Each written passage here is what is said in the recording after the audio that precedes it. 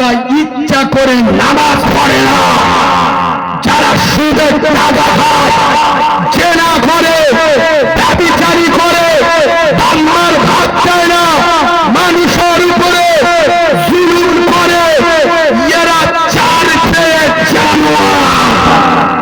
বলেছে কে? জোরে বলো।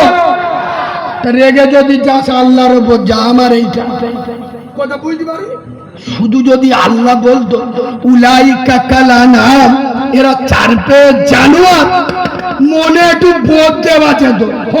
চার পেয়ে জানোয়ার কি কুকুর হোকে আল্লাহ বলে বলুন। পরের আয়াতে আল্লাহ বলছে বাল্লুহুম শব্দ বলছি, বাল্লুহুম এরা শুধু চার পেয়ে জানোয়ার নয়, থেকে নিকৃষ্ট। মানে কি? শালা সরের থেকে বড়া দেখেছো?